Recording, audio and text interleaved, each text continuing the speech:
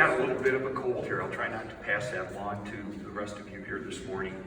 But that's not stopping me from being in very high spirits this morning. It's kind of an interesting look as I look out at the crowd here. A lot of people look like you had a late night last night. Is that true? Did anyone go out to the airport? It looks like a lot of you did what I did, that you didn't go out to the airport, but you were so excited you lay in bed and couldn't get to sleep, right? Thinking about the Bills' great performance last night, right? So sometimes the best things in life you have to wait for, right? And you have to work for, right? Nothing that's good ever comes easy. My mom used to tell me that all the time. And that's kind of been the story here, not just of the Hotel Niagara, but of the revitalization of downtown Niagara Falls. Governor, I can remember several years ago, I'm thinking it's got to be, 5 or 6, or it may be longer than that now, but about the time that you took office, we went on a walking tour down here. And I was pointing out all of the fantastic new accommodations in downtown Niagara Falls, all of the great construction.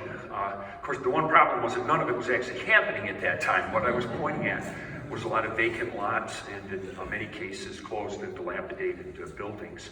But we had a plan, right?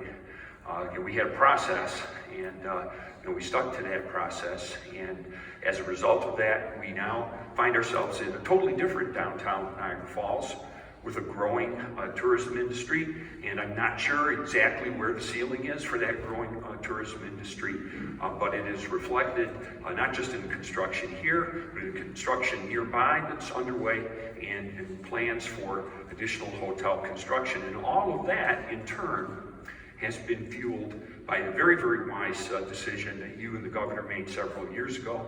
I think in response to a New York Times article that called the facilities at our state park shabby, right? Well, you knew the governor wasn't going to stand for that, right? And so we got an investment of $70 million here in tourism infrastructure in our greatest asset in the tourism economy, which is, of course, a fantastic Niagara Falls State Park.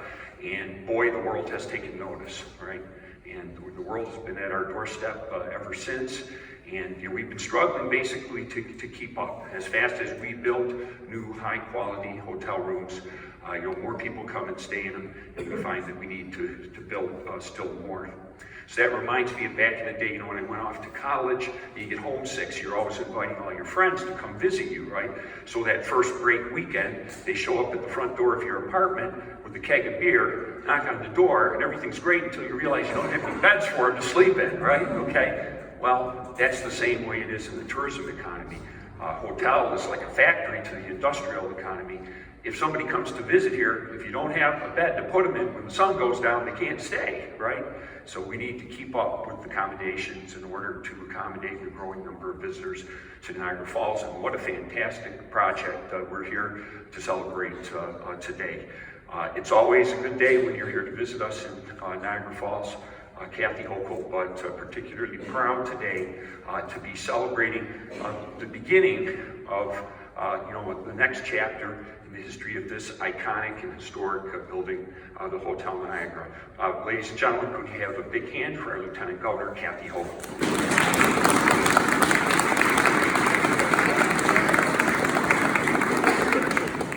The applause sounds really interesting when it's muffled with the gloves on everybody's hands, I just want to say. But you did a great job regardless. And yes, we're all a little tired. Go Bills, go all the way Bills. And we are so excited.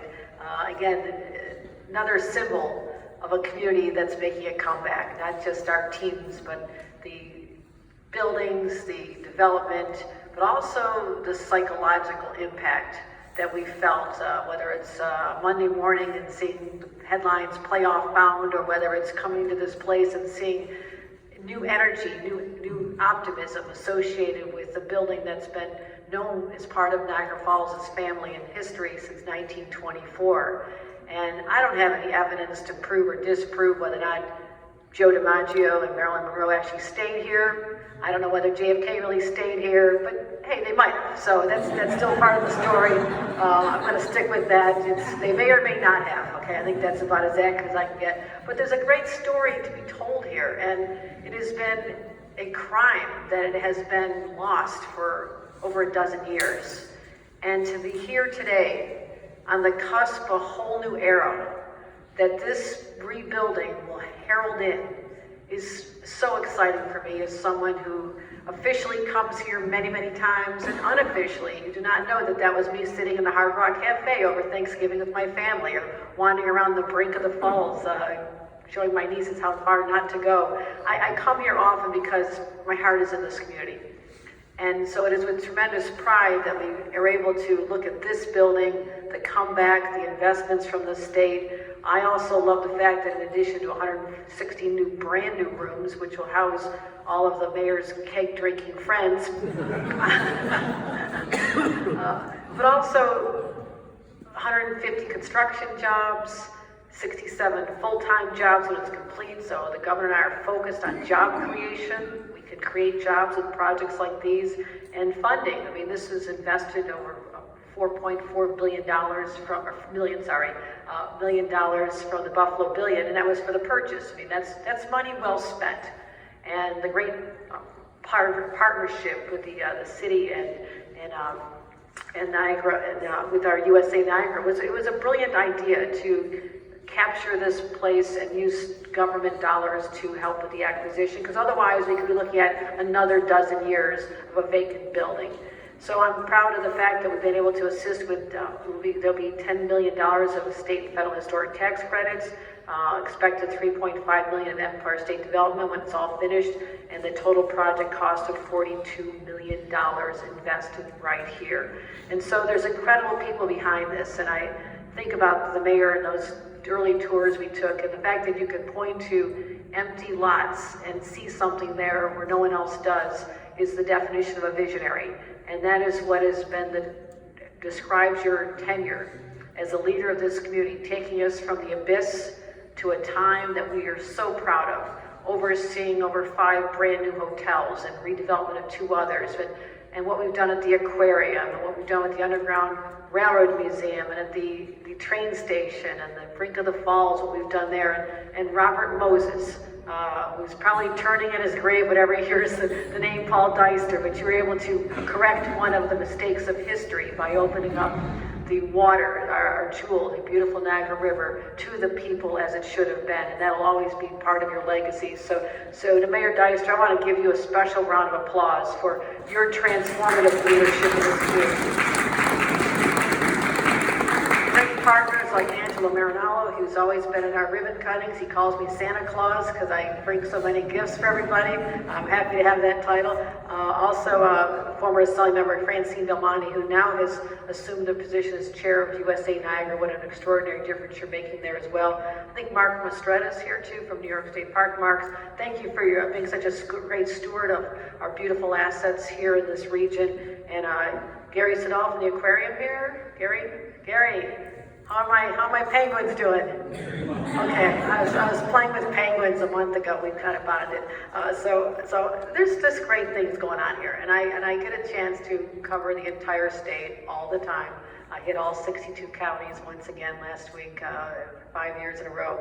But this community has such unique assets, and now to be able to have a hotel that is worthy of the name Niagara. And I am so excited to know that the person who stepped up to develop this, Ed Riley, I was able to see firsthand what he did with the Hotel Syracuse. And as a student at Syracuse University, I was probably one of the last people to ever go there. My parents took me for lunch to celebrate the fact that I actually graduated on time. There was a little risk involved in whether that would actually happen. We celebrated there. And then to go back and see it just abandoned, and it was just like this, you walk past it and say, what happened to this community that they would let something with such history and character lay fallow for so much time?